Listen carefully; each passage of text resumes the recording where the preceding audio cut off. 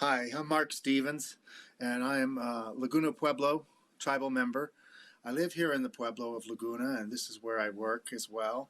I've lived here for the past 25 years. I grew up in Southern California. I was born and raised in Los Angeles in the Southern California suburbs, and I moved home back in '96.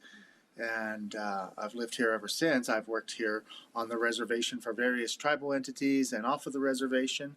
I started my artwork back in 2005 when I became a silversmith. I studied under a silversmith, a couple of master silversmiths, both locally and out of town, and then acquired the necessary tools and equipment I needed to start producing jewelry of my own. And that happened back in 2005, and that's what I've been doing ever since. Okay. My name is Shannon Stevens, and I grew up here in Laguna Pueblo. I'm half Laguna. My dad is from Laguna Pueblo, and he's full Laguna. My mother is Hopi, and she's full Hopi, and so I'm half Laguna and half Hopi. I grew up here. I've lived here most of in fact, I think pretty much my whole life. I've spent a little bit of time, lived in Albuquerque for brief periods, but this has pretty much been home. Home for me for forever. So I'm a photographer. I've been doing photography since probably the seventh grade. When I was seventh grade, my parents bought me. Well, at first they used to buy those little disposable or little handheld cameras with the spin around bulbs for the flash, or you'd have a big 8 stack up and you'd be going through. I was going through it, and so in seventh grade they actually bought me a Canon 81 program, and that's pretty hefty camera for a seventh grader, but they bought that for me, and I carried that thing everywhere. I spent all my allowance on developing film. We'd have to take it to Albuquerque. You'd wait for a week for it to get processed, then you go pick it up, and then I'd come back, and half of my shots wouldn't be in focus, or they'd be too dark, but since seventh grade I've been doing it, and in college I took some photography courses, courses, and then life happened, and I ended up getting married, had a family, and then my photography went dormant for quite a while. In fact, probably I want to say 10, maybe 15 years. And then let's see, I think it was at work. I was having a conversation with somebody, and they brought up photography and some photos or something, and I remember I was just thinking, I really missed that. I really missed taking photos. And so I went out and I invested in new updated camera equipment, because everything was digital by then. New camera equipment, lights, backdrops, everything. And I just dove headfirst into it. And I love photography. I absolutely love photography. And so that's what a lot of people know me out here for that. I incorporated it. I worked for the public safety department for quite a few years, and so I was their resident photographer. That wasn't my job, but that's what I did a lot. And so I've been pretty much doing that since maybe 2014. Yeah, 2014. That's how long I've been doing it. So we live in a real unique place. We're on Laguna Pueblo, and Laguna Pueblo consists of a little over 500,000 acres. And we've got everything from sand dunes to mesas to kind of plains, mountains, mesas. We've got a lot of variety here in terms of landscapes. And so my inspiration, that's really what started it, was a lot of the just the beauty in the landscapes out there, the animals. Then I started moving to a lot of portrait photography, and I get along really well with people. And we while I worked for public safety, we did a lot of programs with the local children here, and they're happy, and they're laughing, and they're smiling, and they're carefree. And I worked at public safety where it was everything bad, everything ugly, everything illegal, that all filtered through where I worked. And yet we would go out and do these programs for these kids, and they're silly and they're funny and and so I did a lot of portrait photography of these kids. And so I would just end up doing a lot of free work, because I would end up doing a lot of free work for the kids, because I know a lot of afford the photography. And so that's also been an inspiration too, because again, we're in a very unique cultural setting, because we have a lot of girls that have traditional wear, they have traditional attire, and many of them, they want to have uh, memories, they want to have photographs of their daughters, their mothers, in their regalia and their mantas. And so I have a lot of people that have come to me, and so I don't, I guess, lack for inspiration. There's just so many people that contact me all the time that want to have they're volunteering, they want to have their photos taken. And so between between the landscape and between the people, there's really no shortage of inspiration. I love photographing happy people. I know, like Edward Curtis had a lot of photos where he captured all of these images of Native Americans, but they're very stoic, they're very quiet. And all the ones that I would say the overwhelming majority, I got kids, they're laughing and they're spitting when they're talking. And I've got all kinds of, it's the joy. That's what I love capturing the joy in people with my photography. Here in Laguna, we have 6 villages.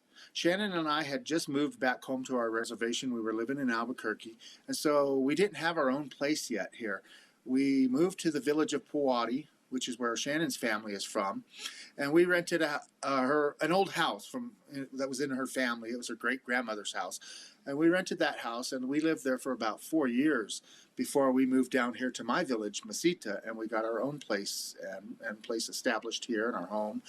But while we were there in Powati, I had a shop there outside of the house that I was working in. And every day that I went to work, I would take a walk just to get out of the shop and exercise and stretch. And so it was real beautiful. The village of Powati is north of the highway, about 10 miles. There's a lake there. It's nestled against the edge of the mountains. Very beautiful. And I would go out and take my dogs for a walk daily. Well, as I was doing this, I was finding these broken pieces of pottery, very old pieces of pottery with beautiful designs on them. And we refer to these broken pieces as shards, pottery shards. They're painted for the most part on one side. Occasionally you'll find some that are painted on both sides, the inside and the outside of the pot. So as I was taking these walks, I would find these shards, and I found them beautiful and fascinating. So I was taking the shards home and taking them into the shop when I went back to work, and I would put those shards into a bucket. I was collecting them for no particular reason other than I just found them beautiful. I thought at some point when I had enough of them, I would maybe lay them out on the shop floor like a poster and have Shannon photograph them. We never got to that point, but basically what happened was as month and month went on, I think for about a year as I was collecting these shards and finding them, in February of 2007, I found this one shard was so beautiful. It was just the most beautiful shard I had ever seen. It was a perfect shape, almost like an arrowhead. It had an amazing design on it. And so instead of putting that shard into the bucket with the rest of the shards, I actually propped it up on my workbench. It was propped against my desk lamp where I did all of my jewelry work.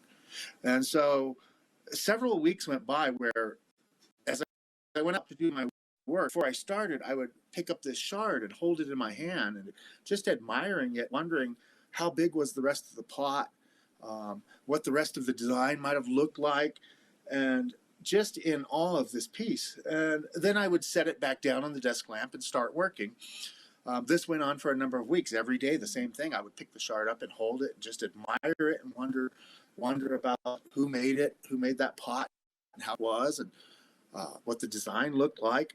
So daily I did this for several weeks until one day in February of 2007, as I was holding the shard in my hand and admiring it, I heard a voice speak to me out loud, just as if somebody was in the room with me. And the voice said, "Make it into jewelry." Well, there was nobody around where I was at in the shop. There was nobody around my place. There was nobody in the shop with me. And it wasn't like sometimes you hear a voice in your head tell you something. It wasn't like that. It was like as if somebody was at the room right behind me and spoke loud to me and said, "Make it into jewelry." Well, I knew where this came from. This voice was the voice of God. I mean, it was God speaking to me and directing me to create this beautiful piece of shard into jewelry. But I knew that I couldn't do that because I couldn't use the shard in a piece of jewelry. It's protected by federal land. Ethically, it wouldn't be right. And I've seen other people do that, where they'll wrap the shard with silver around the edge of the shard and then hang a bail on it and make a nice pendant out of the actual shard. But I knew I couldn't do that. And so when I heard this voice, it said, "Make it into jewelry," I looked up. I knew where that voice came from. And I looked up and I said, "I can't do that. How can I do that?" And almost instantly after that, the thought came to me, recreate the piece. Don't use the actual shard, create it. And so I did. That's what I did. I think it took me about 2 weeks to make that one piece. But using the overlay technique of silversmithing, I created an exact replica by hand of that one shard. And I took that piece to a show in San Francisco that year, and it sold immediately. The gentleman paid for it and bought it right away that first day of the show in the morning. And what I found interesting was he didn't want to take the piece with him. He wanted me to mail it to him. He wanted me to showcase the piece for the rest of the week at this show. And so I did. I showcased it. There were a lot of inquiries and people really responsive to that piece. So I came home and I shipped the piece off to the gentleman. And then we had about 2 weeks left to work before we had another show in Texas. So I worked day and night on recreating some more shard replicas. And that was all I focused on, were those shard replicas. In the 2 weeks, I managed to create 6 pieces. So when we got to the show in Texas and we set up our display and we opened up for business the first day, all 6 of those pieces were sold in the first 4 hours of the show. And that's when my wife and I looked at each other and said, "Wow, this is what I'm supposed to be doing." And so I continued doing it, and I've been doing that year after year after year. But that's how my work came about. I think my first love is really photographing people, but I just have been have not had that opportunity to do so. And so over this summer, I've just a lot of wildlife photography, a lot of landscapes, the moon, pretty much. But that's been really cool too, because that's where I have all kinds of new photos. I mean, we've got elk and moose and what else? Hawks. We've got hawks and I'm trying to think what else. Antelope. We just Deer. How's that? Deer. Yeah, deer. We've had a lot of deer, and so that's been another challenge, because the wildlife, they don't stand still. They're not in good lighting. I can't run out and put a fill light in for them. I don't, and so that's, and they're fast. I don't know how many times we would stop, and I know one time we stopped and had my lens looking down at this pond, and a huge hawk flew right over me, and it flew down, and there were some ducks that were in the pond, and that's what the hawk was going after. But I was thinking like, the hawk is right. I couldn't focus fast enough because that thing just came right over my head and flew down, and it went down, and I think it was trying to catch one of the ducks, and it hit the water, and then it lifted off and went somewhere else, and I completely missed that shot. But there was a ton of shots that I completely missed. And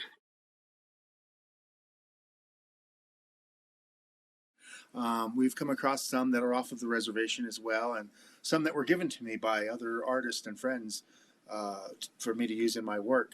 But for the most part, 90% of these shards are from the Anasazi pottery. They're from our ancestors. They're in various locations here on the reservation, very rural areas. We've been out hiking in places. I've been out hunting in places where you would find these shards, and you can't imagine what our ancestors were doing there in a place like this, very remote. But this is the place where these shards have come from. So these shards, they date back, somewhere between 800 and 1200 AD. Most of them date back to the Anasazi Indians, our ancestors. And so what I do is I hand tool the sterling silver, and I don't know if you can see this too well, but what I do is I hand tool the silver to recreate the shards exact to their shape, size, pattern, design, even the curve of the shards. And I do this each piece one by one by hand, and I recreate only one replica for each shard. Once I've recreated that replica, I'll showcase the shards next to the finished jewelry piece at the art shows. On my display table, you'll see the actual shard sitting next to the finished product. And then once I sell the product, I retain the shards. I provide the customers with a photograph of that shard, but I retain the shards, and once a year, and I hike back this canyon here on the reservation where we found the shards, and we return them. We actually bury them back in the same place that they came from. So the shards are used once and then returned back to the earth where they belong. These are shard replicas as well, and these were made with some really nice blue gem turquoise.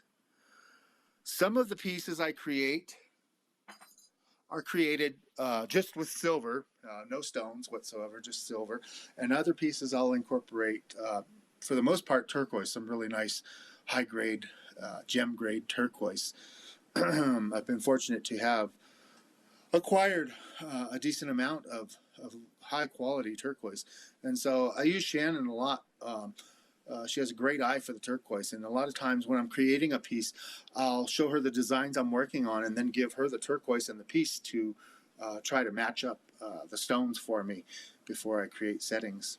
So that's a few examples of the work that I do. But over the years, after I started creating the shard replicas, I've also tried to incorporate some other designs that weren't shard related, but really what my work has become known for, and a lot of the buyers and collectors know my work for, a lot of artists know my work for, is recognizing these shard replicas. There's been many times where we've been at the art shows and people will tell me, oh, I saw your piece walking by, this lady was wearing one of your earrings, or this lady was wearing your necklace. And I hear that quite often. So my pieces are real recognizable to me being the artist. And so I'm real thankful for it. But that's a little bit of an example. The one thing I want to try to do is take the current inventory that I have right now and ask Shannon to photograph it for me so that we can upload those pieces onto the website here in the next couple of weeks and have those available for purchase. This was taken. It's by a place called Locomotive Rock. This here is what we know as Locomotive.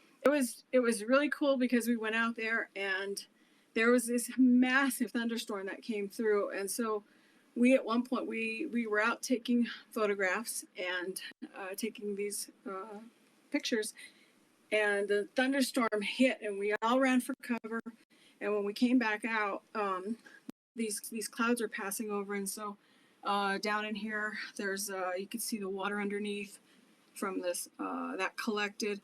But this, the Buffalo Dancer, he was a young kid, and he was probably only, I want to say he was 13 years old when we took these. And, but I love these because these are preserving our culture. I really don't know of any other photographer right now out in New Mexico anyway that's doing these type of photos professionally. And I really love being able to preserve, this preservation of our culture, and it's tied into, this is home. This is Mount Taylor is over there, and so a lot of the photographs that I do, they're tied into the landscape. So even when people want me to do senior photos, I don't do them in a studio. I'll take them out into their backyards, into the sand dunes, to the mesas, to the mountains, because that's home. And so most of my portrait photography, it's tying in the landscape, it's tying in home, because we all know these places, we all know these hills, we all know these rocks, and we know this area. And so for me, when I'm taking pictures of my own people, my preference is completely outside. Once in a while I have somebody who wants a studio photo, but the rest of them, we'll grab our bin. We'll go hiking, and I have to have Mark helping me carry and set up lights and all of that. And so, but anyway, this is another one. This is one of my photos that we did with the Buffalo series.